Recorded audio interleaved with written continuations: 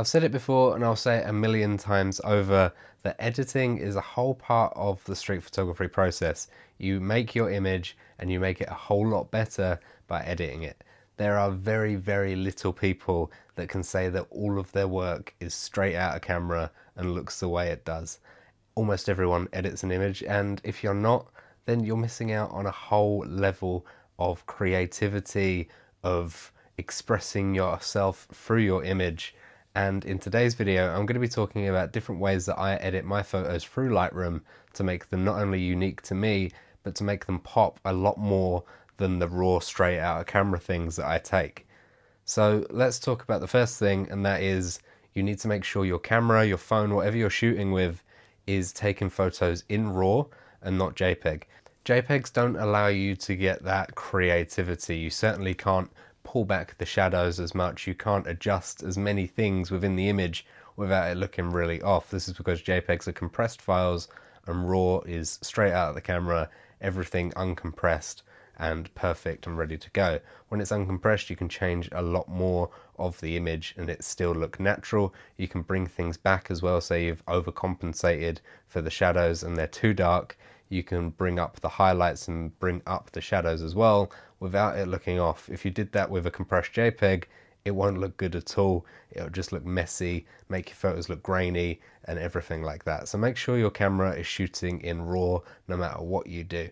And from there, we can go ahead and talk about the editing process. Now, I edit purely on mobile apps. I'll be showing you the editing process on my iPad on multiple different images that I've selected, but you can use these editing techniques on pretty much any editing software you're using, and on a iPad, on a phone, on a computer. It doesn't matter. You can edit wherever on any app you want.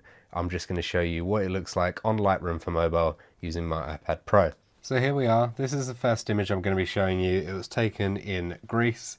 This is just a man walking up an old pathway, captured in an artificial light at night time. As you can see, I've isolated just him and the light. I've blacked out pretty much all of the shadows. The original image looked like this. So a little different. You can see the sky in the background, you can see the trees, the light behind him, because there was a few, obviously, street lights up the path.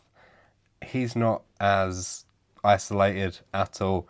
You can't really distinguish him from the background, but when you bring out the color, you isolate the shadow, you bring all of the blacks around him out to make it look like just that light, everything else is in pitch darkness, it makes the photo come alive. So here's the original. We will start off by going ahead and changing the color profile. So I'm going to add the color profile of something like classic chrome. It darkens the shadows a little bit more, makes the hue of the lighting a bit more pinky. So I like that color profile. I'm then going to always just adjust the image. Now I can do upright on the geometry to make sure the image is flat, but you can actually adjust the image manually here. And I'm just going to make sure it's him walking up the path and his foot is in line with one of the grid arrows like that. So it's a minor adjustment, but that looks straighter to me. And then from here, I'm going to add a masking tool. And the masking tools are great because you can actually mask out what you want. So I'm going to choose a luminance range here of just the highlights. And that also attaches to the sky. So I'm going to refine to sort of just get the light, the artificial light there, so the sky is pretty much gone. You can see it by the red here. So it's just got the highlights around the subject with the pool of light, and you've also got the highlighted area on the subject. Once I like that selection, I can click OK and then fine tune the adjustments with the whites, and as you can see I can bring the whites out a lot more. It's not affecting the sky, but it is affecting the shadow here. And then I can reduce the blacks a little bit. I can actually brighten the blacks to give the whole area around this subject a little bit more definition. And then I can reduce the shadows a little bit. You can also play around with the color. So if I want the lighting to be more orange, I can change the temperature, or more white. So I'm going to just bring it up slightly towards the yellows to give it to more of an orange feel. I'm also going to saturate it a little bit. And then once I'm done with that, I'll come back to that in a bit. we're going to go to our overall light and just black down the shadows here just a little bit and up the whites as a whole. Then come back to my masking, add a linear gradient and just come from the sky here. So I've got the sky. And I'm going to cut it off where the sky ends, so I'm not playing around with our subject yet. I'm just cutting off the sky, and I'm just going to bring the exposure down on the sky so it's gone. Bring the blacks down as well. And you can basically just black out the sky that way. As you can see, I've already got rid of the sky as a distraction, all the trees in the background as well.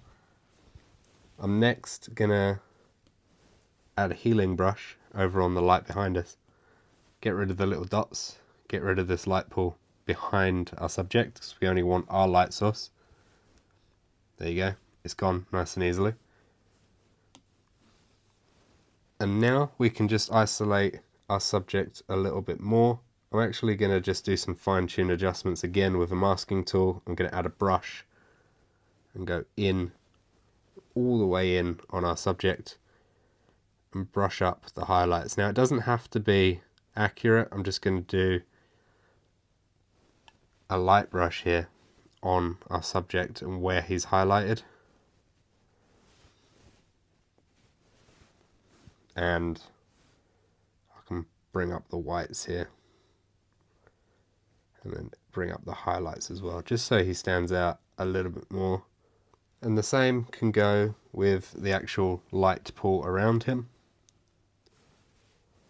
We're going to add another masking tool. We're going to add a radial gradient this time. And we're going to gradient out a nice big circle for the actual light pool. I'm going to make sure all the light is inside of this radial gradient. And then we can bring up the whites. Bring down the blacks here. Just a little bit, just a touch. Bringing up the blacks just to get the shadow defined here. And then the highlights again to bring out the actual light. I can then play with the overall contrast and exposure to bring it up how I want it.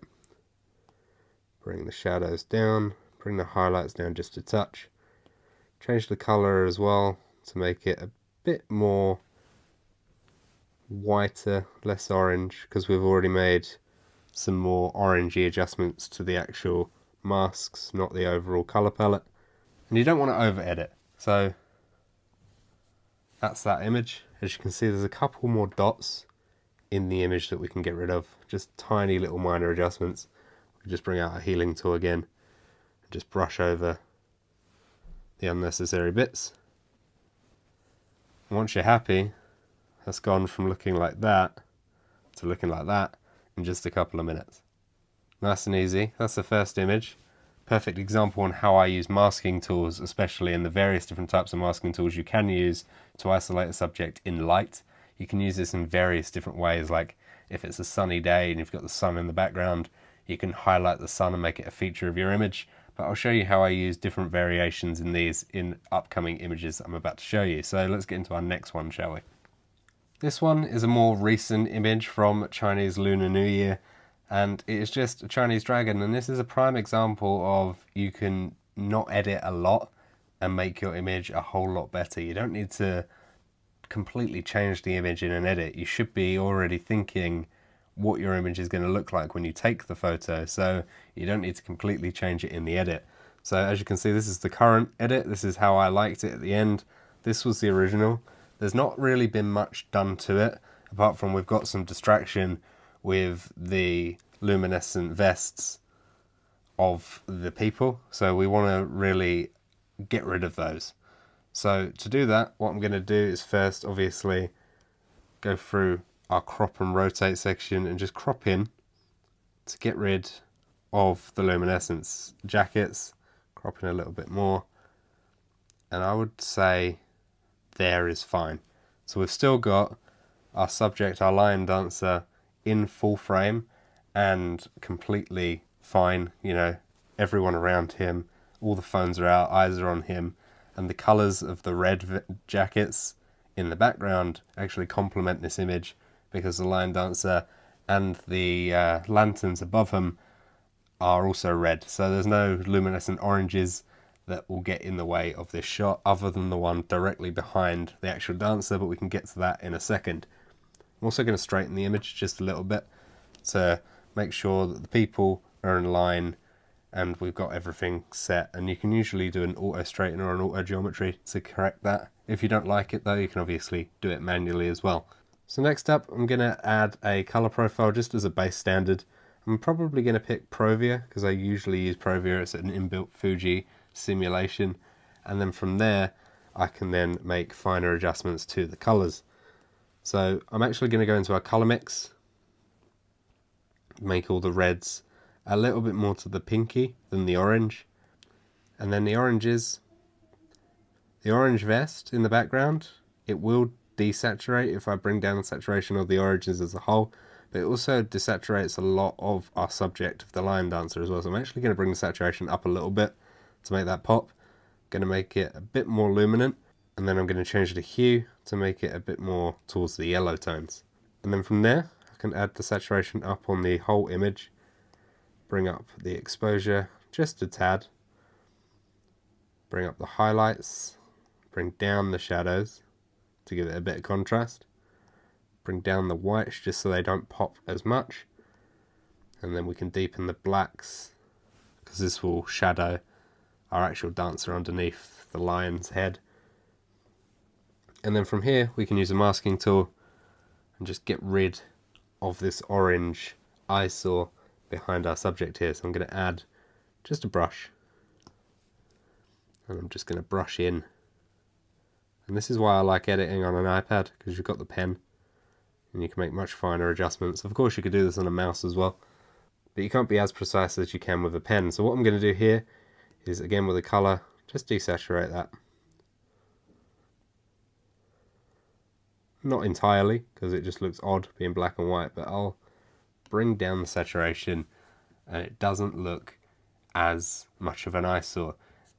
The orange isn't conflicting as much as it was, and you've still got the reds either side of the lion dancer in the two subjects behind him to complement the reds of the actual dancer and the reds of the lanterns, and just like that I'm happy with the image. This one's also quite a simple edit. So as you can see, we've got the tree. This is what it looks like as the default image. I just wanted to highlight the colours a little bit more, make it look a bit brighter, make the woman underneath the tree, you know, a bit more contrasty with the shadow that she's sitting in, but also the light hitting the back of her. So this is the image that I settled with, and this is the original. As you can see, it's not much different. I did crop in because you can see right at the top of the image there is a stairwell, and you can see the edge of the stairwell almost like a banister. So we're going to again crop and rotate straight away to bring it in a little bit. We're also going to bring it in this way quite a bit, like so, and that will do us like that for now. So we've got the whole tree in, we've got the person sitting in frame nice and central, and we're going to straighten the image as well. Again, an auto straighten usually works pretty well, as you can see here. But if it doesn't, what I also like to do with these sorts of images, you can also do a geometry adjustment, and it can be auto if you like, but I can actually do a guided adjustment here and draw some guides along things that I know were straight. So the bottom of the wall, for example, and the top of the wall. You line these guides up, and now I know that that was straight. So I can use that guiding to actually get the image how I want it to look, and I can also do some vertical guides as well. So if I want to straighten out to that window there, I can bring up the guide like that, and it just straightens the whole image for you using some guides that you set. So I'm going to adjust the color profile. I'm going to make it a bit more yellow to simulate the sun being warm. I'm going to add some saturation a little bit, and then I'm going to go into our color mix and go to the greens. Going to bring the greens up a little bit. I'm going to bring the saturation of the tree up just a tiny bit, and our luminance of the tree up as well, just to give some light off of the leaves on the left side. As you can see, we've got a lot of contrast here with the shadow, which is what I like. So we're going to keep it exactly the way that that goes. And then after that, we're going to bring the highlights of the image up as a whole. We're going to bring our exposure up just a tad as well. Our shadows we're going to bring down to again give that contrast, and our blacks just a tad. We can bring up our whites as well to make that pop. And then from here we can go ahead, add a mask, and what I'm going to do is add a radial on the bottom just to highlight those shadows on the floor, and then I am going to purely bring up the highlights on the floor, bring down the shadows, give it a bit more contrast. Then I can add another radial mask, and I'm going to add quite a big one and put it in the corner over here. And now when I said earlier, and you can use these to mimic the sun, if you will, that's exactly what I'm going to do. So I'm going to bring up the exposure in this one, not that much, just a little bit. Bring up the contrast as well, up the highlights, down the shadows, up the whites, down the blacks. And I can saturate the leaves a little bit. And there you go. Little adjustments like that can make an image, and as you can see, it is a noticeable difference, makes the image pop a lot more. So yeah, I like that one. Nice easy edits. Again, these edits take a couple of minutes. You can spend hours on an edit. I do spend hours on an edit, but in just a couple of minutes, by using masks and stuff like that, you can really show that you can change an image, just the color profile of an image, to make it look a lot better. This image I absolutely love. It was taken on a rainy evening in Athens, but let me just let you in on a little secret. It didn't look like this when I took the image. I really like how it looks now, but I don't so much like how it looked when I took the photo. As you can see, I took the image for a reason. I saw potential. So to do this, first thing I did, this was taken on the go. So as you can see, it is not straight. Again, we're going to use our geometry to just bring it up to straight. And then I am going to add ourselves a vivid color profile to darken the left-hand side for us. And again, you can do this pretty easily yourself by masking that area out. And then I'm going to bring down the blacks entirely, bring up the whites of the whole image, and bring up the contrast as well, and then bring up the exposure just a bit. The hardest bit for me was making our subject, which is the silhouetted person with the umbrella in the middle, bring them so they stand out from the shadows on the left hand side. So I'm going to actually select a mask, and you can actually select your subject, and it usually does a pretty good job, as you can see here. But it's captured a lot of the area above our subject, so we're going to actually hold on it, click subtract. I'm going to just take the brush. We're going to get rid of the bits that we don't want here.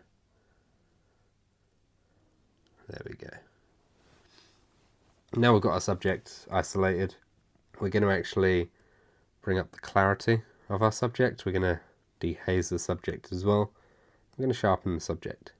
Then I'm going to add a linear gradient on our right side to darken this whole area. I'll get rid of the exposure just a bit. I'll bring down the shadows pretty much all the way. Reduce the highlights. Reduce the whites, just to make it darker as a whole over that side. We don't really want this person sticking out of that shuttering there to become an eyesore and take away from the image. So I've adjusted that, and I'm going to click OK. I'm then going to add another mask and darken this whole area out here on the actual shutter. So I'm adding a mask on top of a mask here, just like that. Bring down the whites, bring down the shadows, down the exposure just a bit. And then as the whole image, we can bring down the overall exposure, up the highlights, down on the shadows, down on the blacks. As you can see, the image is starting to come along on how you saw it in the final form. Gonna add it towards more of a blue tone again. Bring up the saturation. And then I'm gonna dehaze the image a little bit. Gonna add a vignette. Up the clarity. And there you go. Very quickly, that was how I edited that photo. Now, I did do this edit and it took me quite some time to get it how it looked right at the start and get it how I wanted it to look. But this is sort of the way I did it, and as you can see, it's starting to take shape here. I also obviously took our healing brush to get rid of these distractions just at the side of the image like that. So there you go, nice and easy. That's how I got the image from looking like that to looking like that in a lot less time than it originally took me. Obviously, if I was going to post this, I'd be doing a lot more in terms of edits to get this looking perfect and how I want it to be posted, but this is pretty much what I did to get the image looking how I wanted it. Lastly, we have this almost portrait of this woman that I saw in the Natural History Museum in London. It didn't look like this when I took the image. It looked pretty close, but it actually looked more like that. As you can see, the subject was lit perfectly as it is, but there was a lot of distraction in the background that I wanted to get rid of. So that's what I did, believe it or not. There was quite a lot of distraction, but what I did was removed those distractions. So as you can see here, I'm going to just do an auto geometry to get a straight, and then I'm going to add the profile. I'm going to make it black and white. Now this was shot in black and white anyway, but I can add a black and white preset to it to really accentuate the blacks and accentuate the whites as well. So I've got that profile added. What I'm going to do first is go to the light, bring down the blacks a bit more, up the whites, and I can go ahead and then go straight to the healing brush and get rid of these bits here, because I see these as distractions. Some people wouldn't bother doing this as it's part of the image, but I see these as a distraction. I saw it as more of a candid portrait that I took with this woman, so I wanted to make sure there was no distractions behind her. They were nice, easy to get rid of, so I didn't need to worry about that. And then I can go ahead, add a mask, select our subject. It selects her pretty much perfectly because she's the only one in the scene for the actual program to select. So I'm just going to make some minor adjustments on these. I'm going to bring down the blacks, up the whites again, and up the shadows. I'm going to bring down the highlights just a smidge. I'm going to up the contrast because she's lit but not directly from straight down, so as you can see her face has got this definition on it, which I quite like. And there wasn't really much that needed doing anyway, but it was just a case of getting rid of the things behind her and to accentuate the lighting that she was sitting in to really hone in on that image. Now again, you could crop in just a little bit either side as well to frame our subject. And there you go. That's pretty much all I would do to that image. She's framed in this archway around her, and she's also framed in the light she was sitting in. So it's a pretty perfect scenario for this actual image being taken, but then the minor adjustments to the actual edit makes the image look a lot better in my opinion. And there you go. That's how I edited 5 of the images that I've taken in the last year. As you can see, there are variations in how much I actually edit an image. Some of them are pretty much straight out of camera, others are a completely drastic edit, bringing away the whole sky, bringing everything to be isolated on a single subject. And that's fine. You can edit pictures little or a lot, it doesn't really matter. It's still you making those images, and it still gives your images its own unique touch. Let me know what you think about how I edit down below in the comments, and if you edit pictures yourself, what's the first thing you go to and what's the first thing you change. But thank you so much for watching. Hope this gave you some inspiration to go out and shoot and go out and edit some photos, because editing is a part of the process and it makes a lot of people, including myself, enjoy the process a whole lot more. So thanks so much for watching. Subscribe for more. I'll see you next week for another video. Bye bye.